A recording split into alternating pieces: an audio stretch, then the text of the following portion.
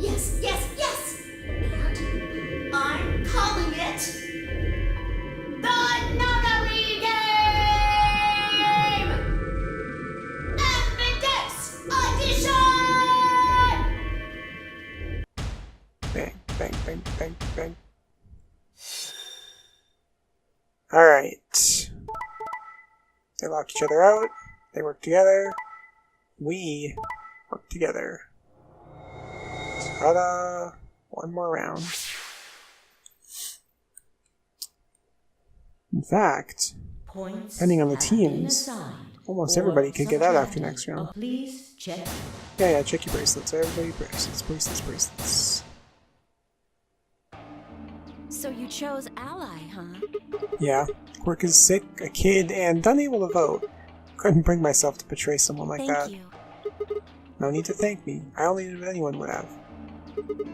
So you guys chose Ally too, huh? Of course. Tenmyoji had only one BP left, and he was guaranteed to vote Ally, so there's no way we could betray somebody in that position. If we had, then he'd... Yeah, you didn't have much choice. Alice, Kay, and Dio, on the other hand, seem to have had a less pleasant round. Hey, what the hell is your problem? You're either crazy or just an asshole. Were you trying to kill me? No, nothing like that. Well then, what was it like? If we'd voted Ally, You would be dead. The needles in your bracelet would have activated, killing you. See? That's exactly what I'm talking about. I didn't think there was any way in hell you guys would choose Ally, not with Alice's BP at 1. The only way you could possibly vote was Betray. Picking Ally when I knew you guys would pick Betray would have been suicide. You can't die.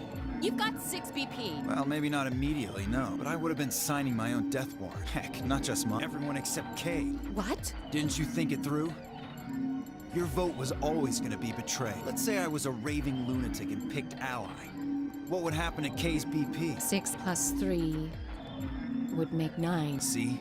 Then it'd be game over, life over. He'd open the number 9 door and blow this popsicle stick. And that'd leave us twisting in the wind, living out the rest of our miserable lives stuck in this place. You see, that's why I chose Betray. I did it to save all our necks, including yours. Dio's the hero. Alice gritted her teeth and scowled fiercely at Dio, apparently trying to think of a rebuttal before finally snorting indignantly and stalking away. Shortly thereafter, the warehouse was filled with the rumbling sound of the doors sliding shut. The Ambidex gates. Round stock. There is. Alright, round 3. As many times as we want, huh? And that We can means... play the AB game as many times as we want. That's literally what it means, yes. Right? Hey, didn't Zero Jr. say something about this? As soon as the gates close, your colors get all shuffled up automatically. The parent solo assignments hop around a bit too. Yeah, he did. Can you guys all show me your bracelets? I want to see what all our colors and groups are this time. Within moments, a series of wrists were extended for me to examine. Red solo. Blue pair. Blue pair. Green solo. Magenta pair, blue solo. I see. Luna and Clover are a cyan pair, Fi and Alice are a magenta pair. The remaining 3 are all solos. Kay is red, Dio's green, I'm blue. So how are the groups supposed to work for the next round? I think the next doors are going to be those white ones down in the 4B warehouse. I heard about those. Alice told me about them while we were here waiting for you and Clover.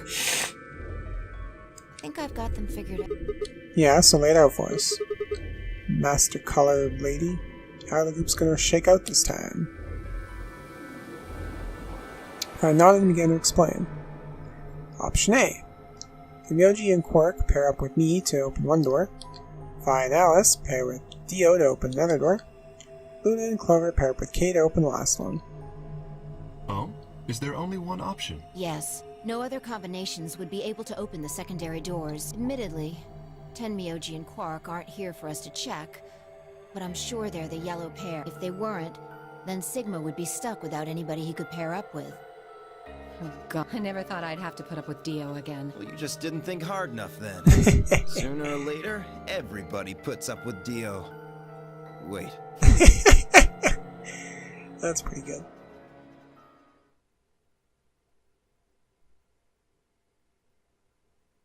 So, what should we do now? It looks like we have a lot of time until the primary doors open. Yeah, about 80 minutes. I'm worried about Quark's condition. Who sees an hour 20 minutes on his watch and says, yeah, about 80 minutes? Those pods can't cure Radical 6. He still needs help. Well, we don't have anything to lose. So we might as well look for that medicine. Excelivir, right? Yeah. What about the rest of you? Oh, I'll help. As will I. Me too. Fine. I guess I can help. What about you, Sigma? Of course I'll help. What kind of a jerk wouldn't? Okay. We should split up and search. After some discussion, Dio and Kay were assigned to the pantry, Luna and Alice to the treatment center, and Clover, Phi, and myself to the pressure exchange chamber. Shall we regroup in the Floor B warehouse 10 minutes before the doors open? We all nodded. Kay turned to Alice and Luna. You are going to the treatment center, correct? Yes. Then please remember to tell Tenmyoji where we intend to meet and when. Okay. You must also remember to bring Quark with you. I am concerned about removing him from the pod, but it can't be helped. Without Quark's bracelet, Sigma and Tenmyoji will be unable to open the secondary door. Right. Good. Looks like we got all that straightened out. Let's go. With a final nod to one another, we split up, each team heading in a different direction.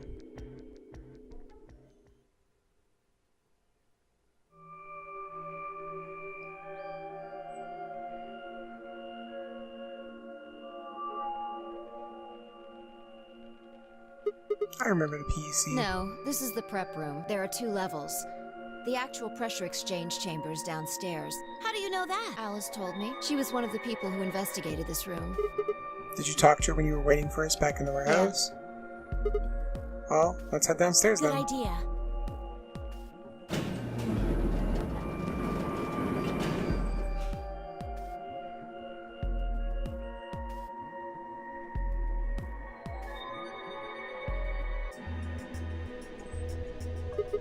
So this is the real Seems thing. like it. Why do they have something like this here? Well, this is just what Alice told me, but Apparently the pressure inside the facility was a lot higher than the pressure outside. That was part of a system designed to keep the virus from getting in. It did mean, however, that we need to go through a decompression process in order to get outside. remember all those suits along the wall of the prep room? Those keep you from getting infected. We won't even be able to enter the pressure exchange chamber if we don't have them on. I see. Whoa, whoa, whoa, whoa. Then that newspaper article was right? Unfortunately, that seems pretty likely. So the air out there is teeming with Radical 6. Yeah. Something's been bothering me. What is it? Aren't you saying that if we put on those suits, we can go into the pressure exchange chamber and go outside, right? Oh. No, we can't do that. The door beyond the pressure exchange chamber is locked up tight. Damn it. Just one door between us and Well, if you freedom. look at it that way, it's the same as the number 9 door. Okay, yeah, but... Whatever. We need to be focusing on finding that Excelivir. Quark needs it. Yeah, you're right. I'll go look around upstairs. You two take this floor, alright? Got it. Okay.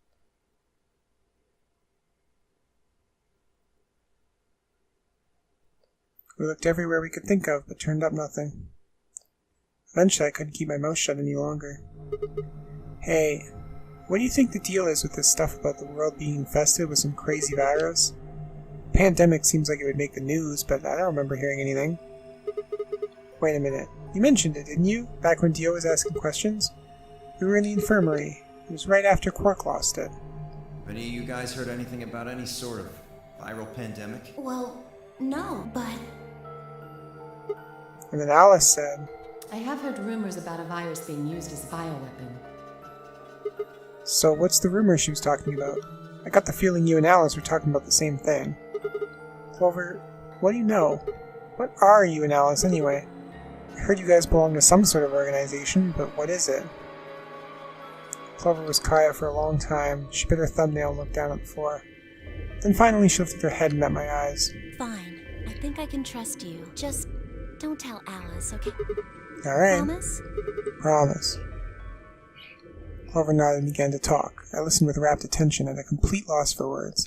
Here's what she said. Alice and I are agents of the SOIS, which is under the jurisdiction of the Department of Defense.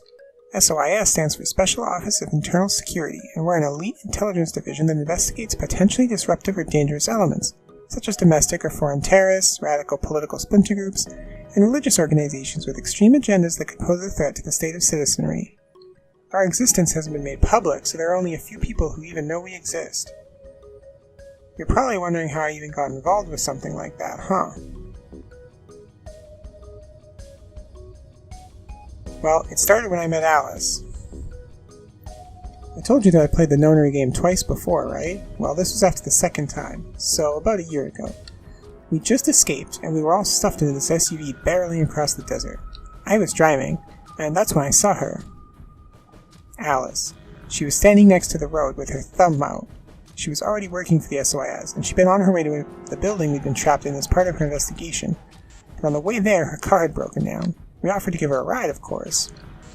After she got in, we started talking, and it turned out that Alice had gotten a tip that the terrorists she was after were in the building we'd been trapped in. We couldn't see how us playing the Nonary game had anything to do with the terrorists, but Alice had a suggestion. Maybe the two people who trapped you in there are the terrorists. That didn't seem very likely to us, but we were chasing after them anyway, so we decided to bring Alice with us. Unfortunately, we didn't find them. As far as we know, they're still out there now on the run. Anyway, we were taken back to the SOIS headquarters and put into custody. I guess they thought there had to be some kind of connection between us being kidnapped and the terrorist group they were investigating. But they must not have found anything, because after a few days of questioning they let us go. We all went home and returned to our lives. Things didn't go back to the way they'd been.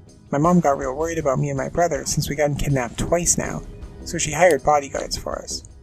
Oh, I haven't told you about my brother, have I? He's super awesome for one. And he was in both of the last two Nonary games too. So anyway, we've been grabbed twice. But the people behind the two Nonary games were totally different. That didn't matter to my mom though, so after that all these huge men in black suits followed me and my brother everywhere. It was awful. We were always being watched. People would look at us funny because we were being followed around by a bunch of creepy looking guys. I couldn't stand it. Just when I thought I'd finally be free, all that was waiting for me was another kind of prison. The only time I was really happy was when I was hanging out with my brother. So we were talking it over one day and we decided to leave, like run away. So we did it. And after that we lived on our own. I worked in a cafe and he composed music. He plays the harp and he started writing this kind of new agey music. It got kind of popular, so we didn't have to worry too much about surviving. Sometimes he'd play at little venues like coffee houses and stuff, and his fans would show up and listen to him play and cry. Or some of them would meet on their own and recite stuff from the book he'd written and play his songs. I know this sounds kind of like weird and culty, but they just do that stuff on their own, okay? My brother doesn't have anything to do with it. Anyway, we did that for a while, and then one day Alice showed up. I need your help, she told us. We need people who can do what you can do. So we went to the location she gave us, and it turned out to be the headquarters of the SOIS, where they'd taken us after the second Nonary game. They put us in a room with about a dozen or so other people who were all about the same age as us. A bunch of them looked familiar, too. It only took a moment to realize how we knew each other. They were the kids from the first Nonary game. We were all excited to see each other again, and we were hugging and shaking hands and stuff. And then Alice walked in. The whole room went quiet. She walked up to the podium and looked around the room, making eye contact with each one of us. Right now, a terrorist organization is preparing for a major attack. They plan to trigger a viral pandemic. If they succeed, they will strike a massive blow against all of humanity, not just any one country. It's possible that we, as a species, will die out completely. We are doing our best to prevent this, but we need your help. You are what we call espers. You have the ability to access the morphogenetic field. We need that. I'm guessing you don't know what any of that is, but basically we can do this thing that's kind of like telepathy. I mean, it isn't really telepathy, but that's probably the closest thing, okay? Espers can resonate their consciousness with another person through this thing called the morphogenetic field.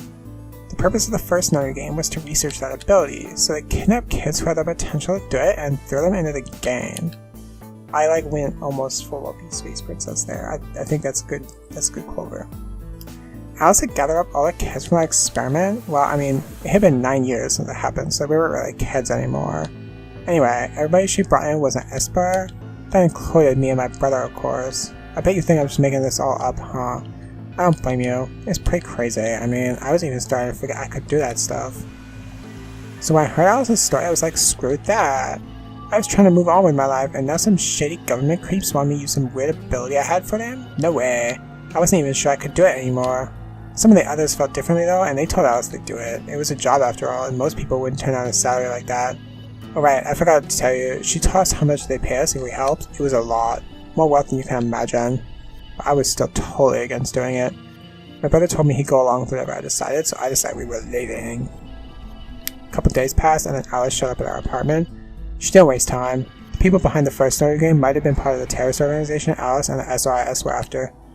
Wasn't that, she asked, something that I might want to know more about? That got me curious. My brother too. But the clincher was what Seven said to us.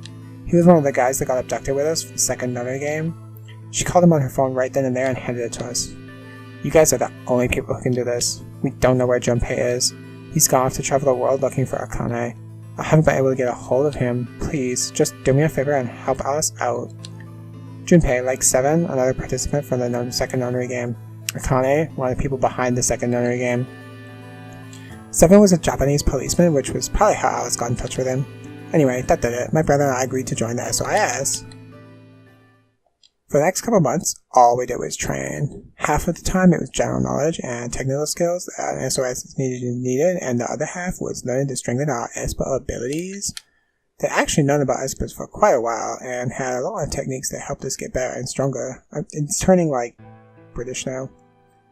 After several months of hard work, we were finally able for our first field missions. Mine was infiltration. My brother stayed at the base, so I could relay information back through him. I was supposed to sneak into a research facility, posing as one of their workers, and then use the morphogenic field to transmit what I found back to my brother. But everything went wrong. It was a trap. The whole research facility was fake, and I got captured. Alice had to come and rescue me. I'd been sending information about the inside of the facility to my brother, and Alice used that information to come and find me. As soon as she got there, she picked me up and carried me out. I was relieved and happy to be alive and free, but I also felt ashamed and miserable. While she was carrying me out back, I started to cry. She was just so cool, and I wasn't. I wanted to be just like her. So from that day onward, I did everything I could to be more like Alice. Our infiltration ended in failure, but we did manage to get something useful. In fact, we were able to figure out where the headquarters was. The directors decided that December 25th, 2028 would be the day we would strike. This time, I promised myself we wouldn't screw it up. I was finally going to get some answers about something that had been with me for most of my life. But then, on December 22nd, 3 days before the raid, Alice and I were attacked by people in gas masks while we were going over our plans.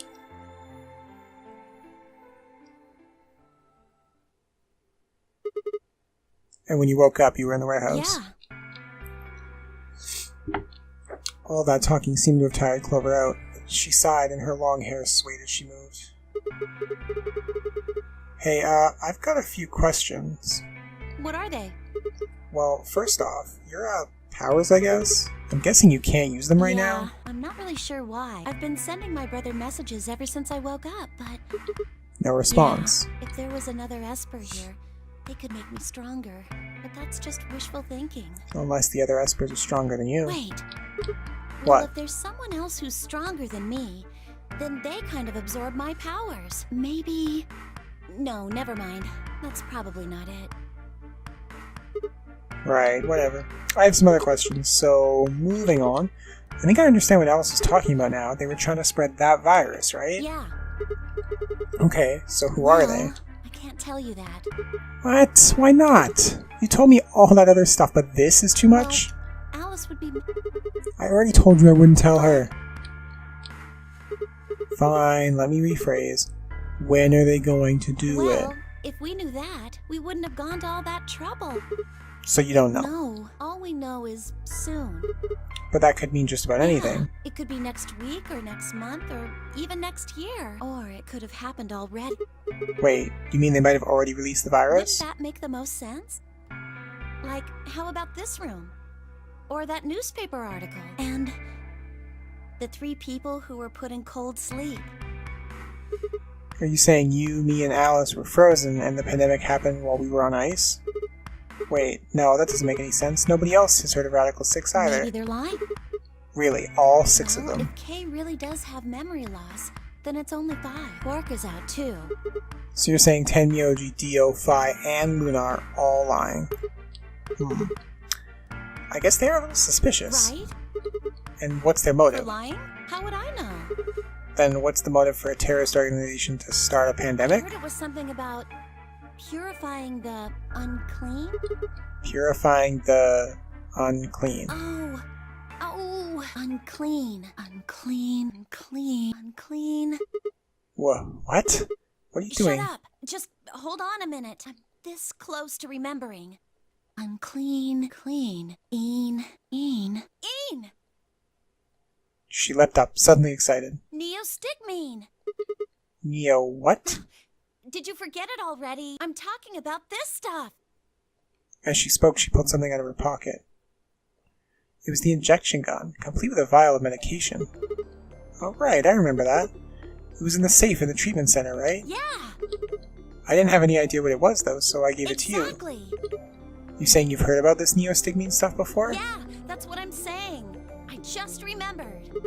You remembered. My brother told me about that. Neostigmine is a type of colon esterase inhibitor. Why would Snake have told you that? That means it's a sort of antidote for tuberculosis. And why would you have remembered it? And why would you understand that? I don't believe any of this. Sorry, but I still don't get it. How easy do I have to make it? Ugh. I thought Okay, Luna would be fine. the one to tell us about this shit. I'll start at the top, alright? The stuff I've got in here is neostigmine, which counteracts the muscle relaxant tubercurin. Following me? Nope, not open yet.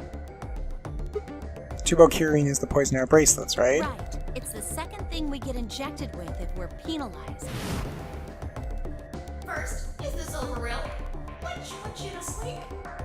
9 minutes later, the tubercurin is injected, numbing your respiratory muscles. I guess you could say it'll really take your breath away. So you're saying this neostigmine keeps it from working? Yes! Oh my god, how many times are you going to make me say it? So we can just inject ourselves with this if we get penalized? Yeah! We don't have to die. We're gonna be okay. We can only pull the trigger once, though. That means we can only use it on one person. Well, still good news. This means one of us can break the rules. Once. Like, let's see. Best way to use it would be for sneaking through the number 9 door. If somebody gets 9 points, they can open it, right? With this stuff. Somebody who doesn't have 9 points could still leave with them. Anyway, I'm gonna go tell Alice. What? Hey, Clover, wait! Clover! It was too late. Clover was already on the left and gone. Damn. I was, I think understandably, upset. With no stairs, my only choice was to wait for the lift to come back down. As soon as it was back, I jumped on and headed upstairs.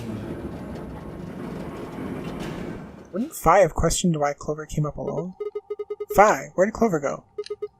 Fi, can you hear me? She didn't say anything, just stared at me with her mouth half open. Her eyes seemed slightly glazed, and her body was unnaturally stiff. Fi? I grabbed her shoulder and shook her gently. Slowly, she raised her arms, fingers drooping limply from it. She gestured toward the exit that led away from the warehouse. That way. She went out that door. Fi's only answer was a slow, shallow nod. Right, got it, thanks. I headed for the exit, then paused. You look pretty tired. Get some rest, alright? Still no response. There's something odd about her, but catching Clover seemed like more of a priority. I turned back around and jogged out the door toward the treatment center. And then Fi killed herself.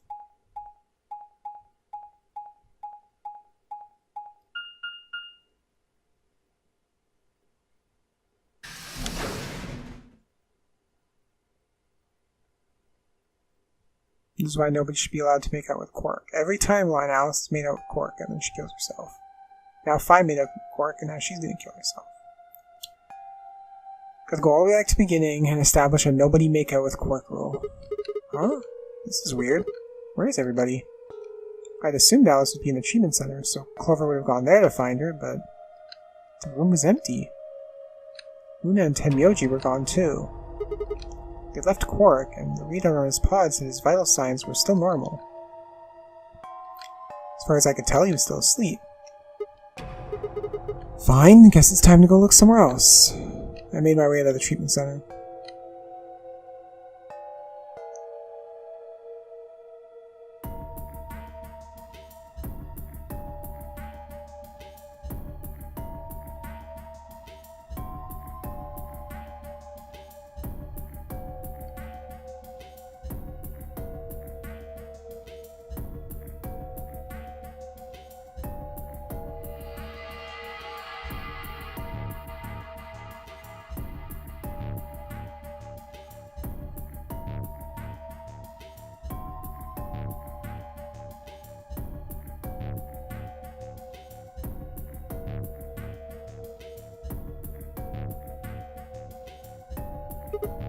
What the hell?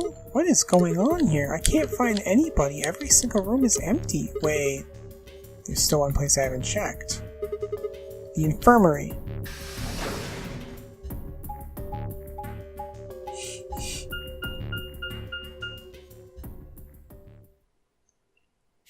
Well, get ready for, giant orgy.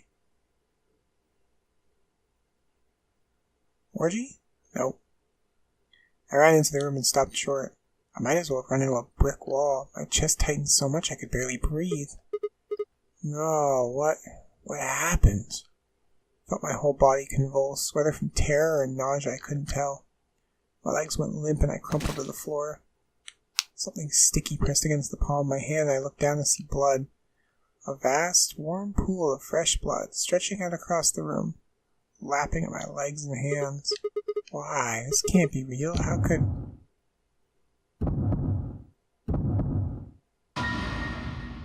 Nope. I found the orgy. How did Fi get here first? In the middle of the lake of blood, like an island of flesh, were bodies. They were a bloody tangle of lifeless limbs and dead eyes. Too much blood and chaos for me to tell who was who. They sliced themselves open or stabbed one another. I couldn't tell. All the blood, too much blood. Whatever they'd done, it was clear what tool they'd used to do it. A scalpel lay in the blood next to them, its handle and blade streaked with gore. This was how they died, this tiny blade. Oh god, this is it. It's all over.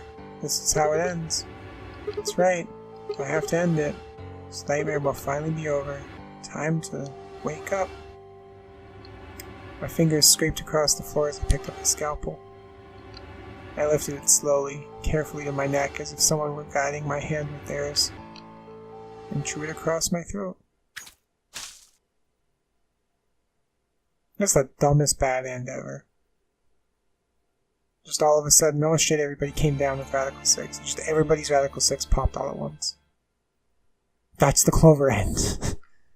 Secret agent woman. Secret agent woman. How can Fi and K be saved? Let's find out.